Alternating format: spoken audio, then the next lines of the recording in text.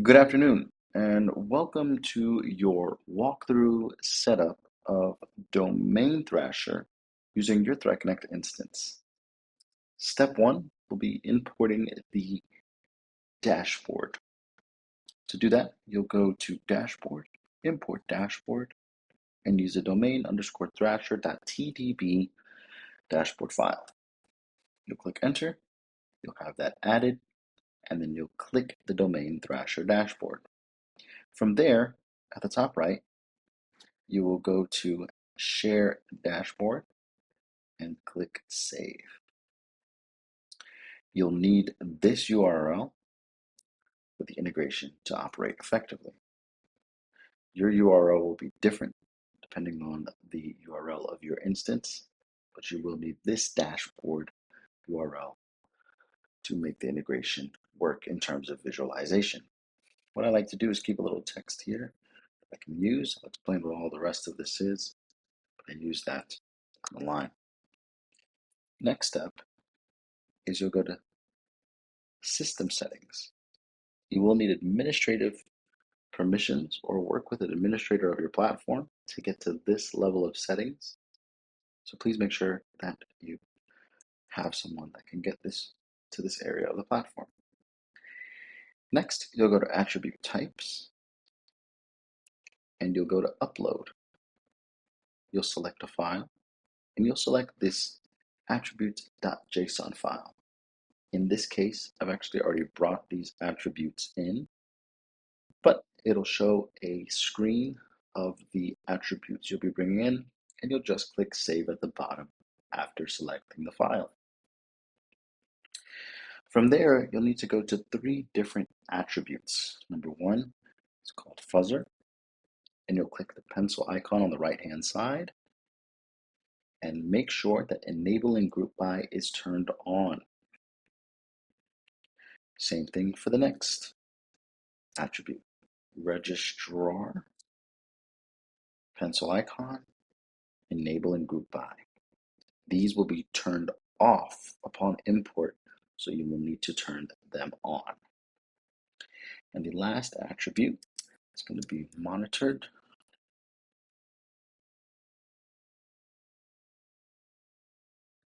domain, and you can click the pencil icon there, and enabling group by is on there as well. Once those attributes are good to go and enabling group by is turned on, we will then move into the creation of the source that will consume the intelligence we're getting from DNS Twist. To do that, you need to go to Account Settings and Communities and Sources. You'll click New, you'll click Source, you'll choose a name. This is where this text comes in handy, and a description.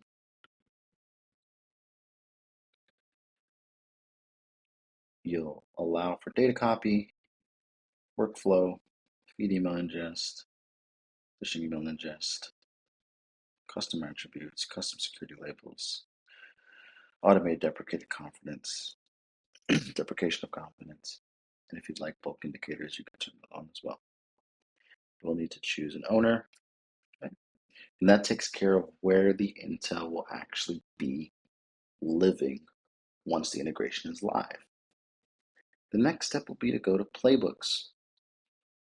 We'll import 2 playbooks, the domain search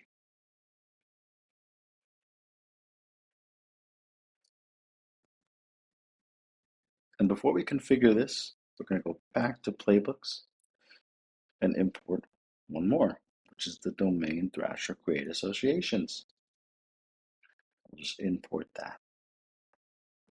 And this works by triggering off of hosts that are created and have a specific tag. In this case, you can see the owner, and I'll actually be using DomainThrasher domains here. We'll click Next and Save, and that effectively sets up this playbook, and that sets this trigger good to go. We'll go from design to active, and this playbook is ready to run.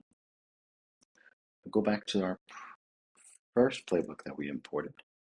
What I like to do here for the settings change me is change this from change me to source name, email, recipient, and dashboard. And again, the name is going to be what we're using here. Domain.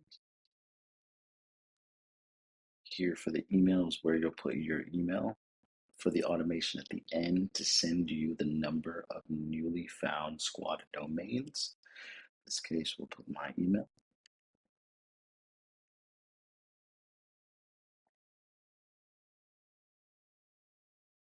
And then here's that URL that we're going to use that we copied before. So we know where that email is going to direct us. And then we'll click Save. For the DNS twist side, it comes looking at ThreatConnect.com and Polarity.io. You can switch these to an array of domains, a list of domains, all comma separated, being mindful that the number of domains also lengthens the time it takes for the playbook to complete in its entirety.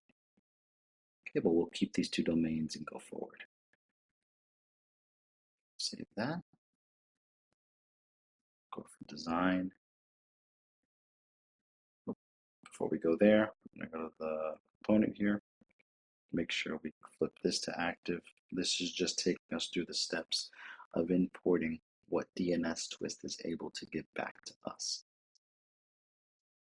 Takes a little while to get active, but there we go, active and ready to go.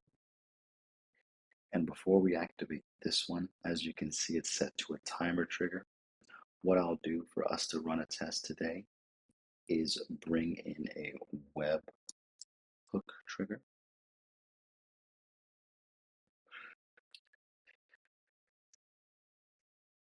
Disable the timer trigger, connect the webhook trigger.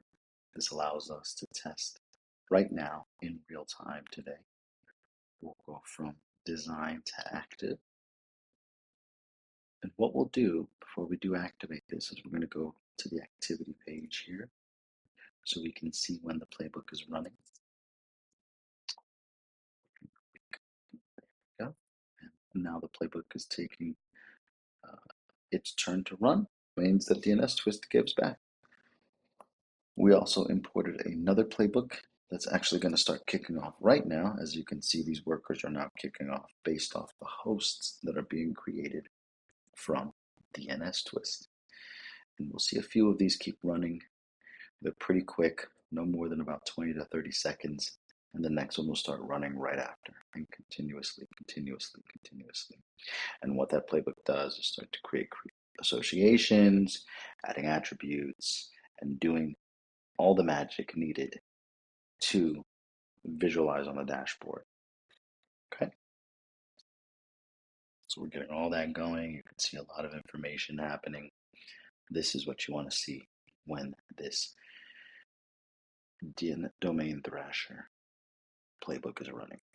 Okay, sounds like they're clearing up a good bit. I'm going to actually go to the browse screen here, click indicators again, and you can see what we're getting back from DNS Twist based off the two domains that we put in to the DNS Twist app. And if I go to the dashboard here and click a refresh, we'll also see information slowly come in. Some of these dashboard cards take a little bit to represent the intelligence, but you should see that come in shortly as you refresh this page. And last but not least, if I actually go over to my email, I'll see the email from DomainThrasher letting me know that 14 new squatted domains were found based off the results that we received from DNS Twist. Last but not least, we'll go into the playbook we have here and go from active to design. We're going to turn off the webhook trigger here, making sure to rely on the timer trigger going forward. and of course adjusting the settings here from a high priority to a low priority. Those with a lot of automation needs, this is going to be important so that we can make sure that both playbooks, not just this playbook, but the other playbook, are also in a low priority state. So we are impeding on the other automations that are taking place in the background in your instance. So we'll go from design to active. Again, we'll go back to playbooks here, going back to the create associations, active to design, and making sure to lower this priority as well, going back to active. And there you have successfully configured and activated the domain.